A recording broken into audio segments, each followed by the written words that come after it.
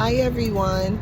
So July is National Bereaved Parents Awareness Month, and it's a time that we take to just show support, care, and concern to parents that have lost a child.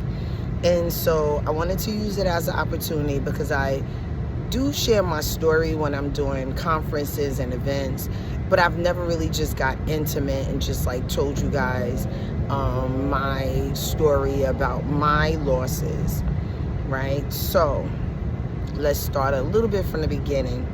I'm gonna take you back to 1993, and I was pregnant with a set of quadruplets. Never forget my best friend Rachel.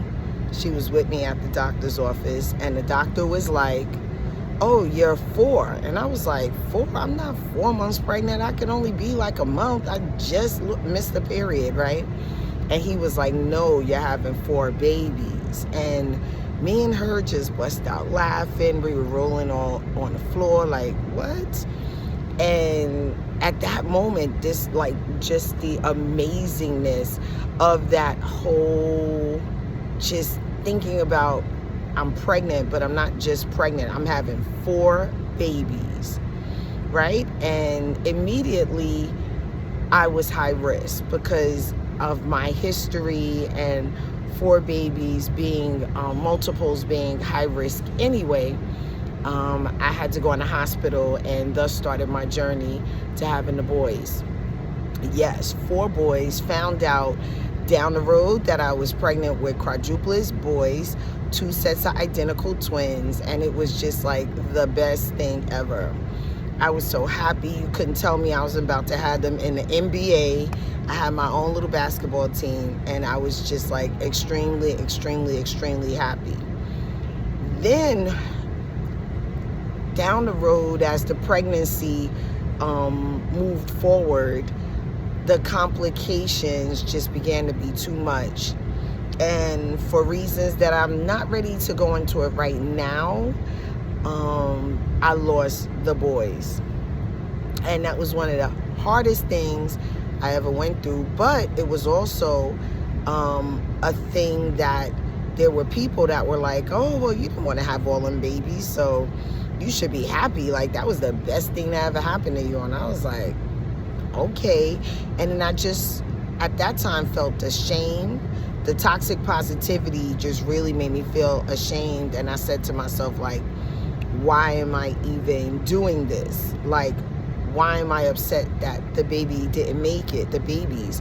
Like people said, how could I take care of them?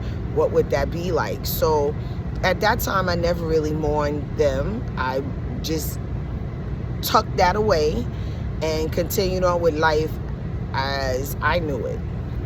So in 2000, I got pregnant with a little girl.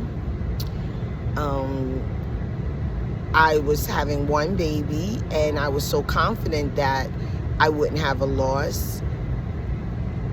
I am high risk. I have to be stitched, what we call it a cerclage, and had to be on bed rest. But I still was like hopeful that I've had that situation before.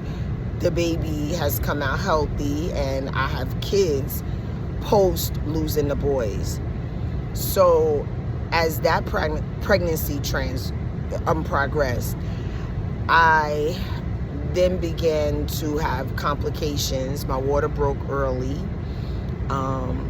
and the hospital kept me on bed rest even though the water broke. And a week later, I gave birth to my little daughter named Tyler Nicole, and she made me really sick. I had a really high fever, and literally I was able to see her. They let me kiss her and took her off to the NICU.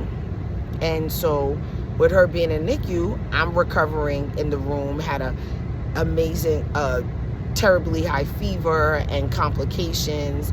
Like, I was myself at a point where I could have died, right? And so 26 hours later, I remember a nurse coming in the room And she said to me, there's a 10% chance that she's gonna make it. Y'all heard me? She said there is a 10% chance that your baby is gonna make it. And she said, we're gonna take you right now because we want you to spend time with her. The last little bit of time she may have left. And just remember in that moment thinking, you gotta be kidding me. Because I lost the 4 boys. Now you tell me I'm losing my little daughter. And then in that moment also, I wanted to be there for her. Like, if these are her last moments, I wanted to be her mommy till the very end. And so I went in there with as positive of an attitude as I could have. And I just held her in my arms while she passed away in my arms. And I didn't get emotional because I remember being in the NICU and seeing the other babies. And I was like, I don't want to ruin it for them. They're fighting for their lives. And I wanted them to have that space to do that. And I didn't want my grieving to interfere with their survival. And so I just held her. Her father was there. He was very emotional. I think, if I remember correctly, upset and emotional and like maybe kind of loud or whatever. But I don't know, for me, I just wanted to spend that time with her. That was going to be our last moments, just being her mommy. And she passed away, and life as I knew it stopped to exist. The old me, my old life, everything stopped at that moment. And the new me, the new person, began to live. And that person was dealing with a lot of pain, a lot of sorrow, grieving very hard for 5 kids. Just not suicidal, but feeling like, what is the purpose of life if, you know, you can't live life with your kids? And even though I had kids, I just still didn't see me living without some of them, or how my life would be happy again, how I would smile again. So it took me a lot of time to heal, a lot of work. I was able to, and fortunately for me, I had my baby at a hospital where they had a bereavement program, and that social worker stepped into my life and changed my life for the better. But being around other families, hearing their stories, knowing that I'm not alone, that all helped me. But ultimately, I had to find a way to move on in life without my kids, and that has been a struggle. It's been so many years and it's still a struggle. Every day is a struggle.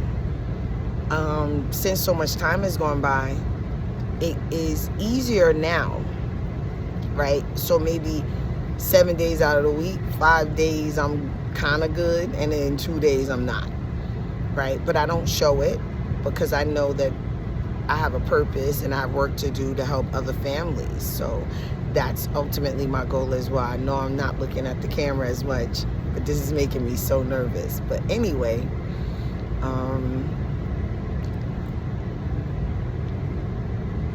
I'm turning pain into purpose now. The work I do, working with other families that experience perinatal loss. Perinatal loss meaning loss from conception up to 1 year post birth, right? I help other families, and that has been so amazingly incredible for me, right? Turning that pain into purpose and being the light at the end of the tunnel for other families.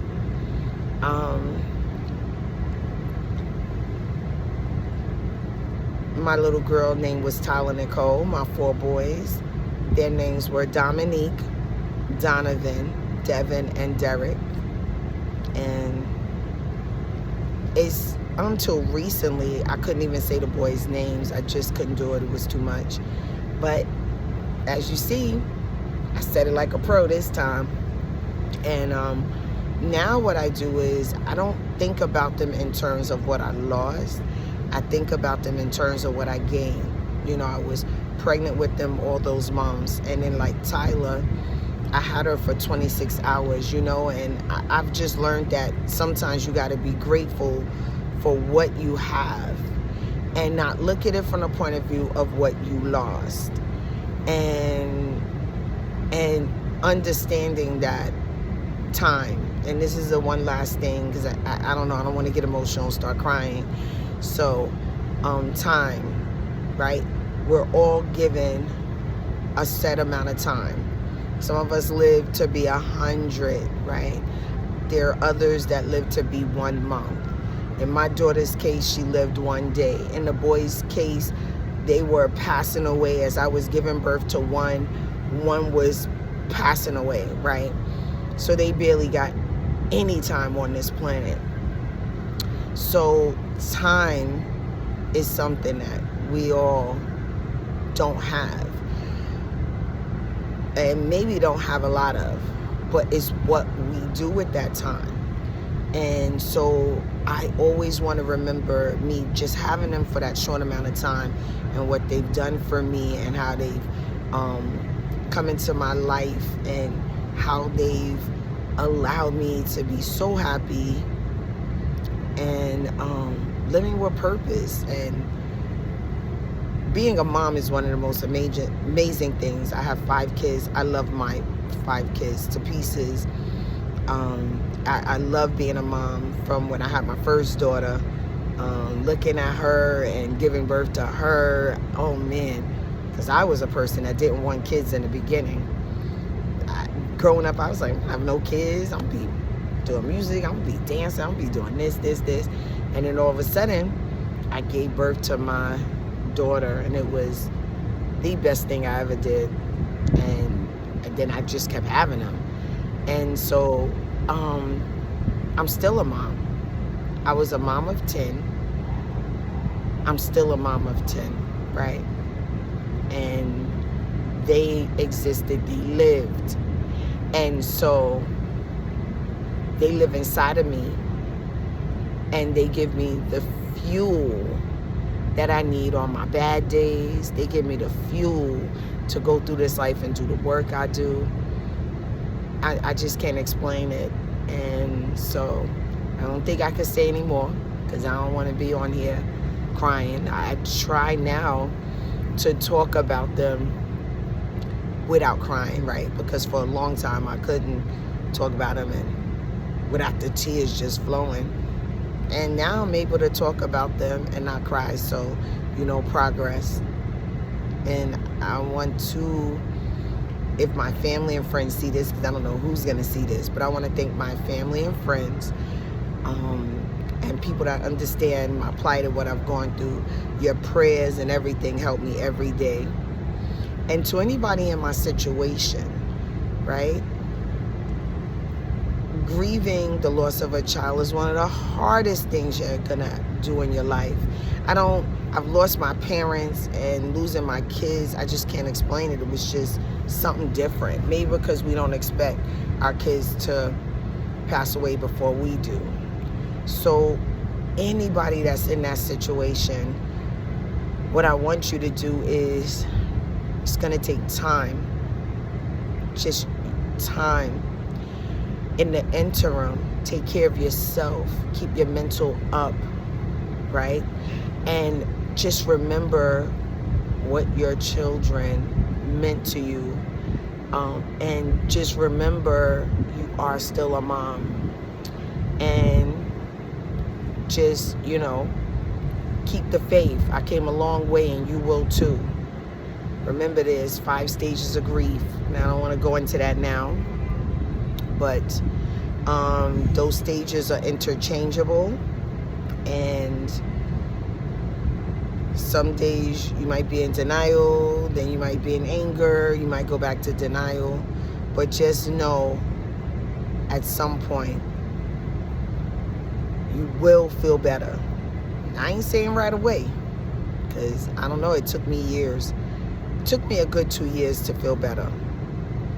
to feel happy again, to want to be a part of society and exist with people, because I was just living. No, I was just existing. I wasn't truly living. I was just trying to be happy for other people when I wasn't happy on the inside, because I was missing my babies terribly. Now I'm actually happy, and so I want to give that hope to somebody else. Find that purpose in your life. Remember what that person meant to you. Don't look at it from the point of view of what you lost. Look at it from the point of view of what they meant to you. Keep the memories alive. Remember how much they impacted your life. Remember the good times. And I don't know, that's all I got for you guys. Thank you for listening to my story. Keep me in your prayers. Pray for my nonprofit, the Tyler Nicole Foundation, that I'm able to do amazing things. And just love each and every one of you. God bless.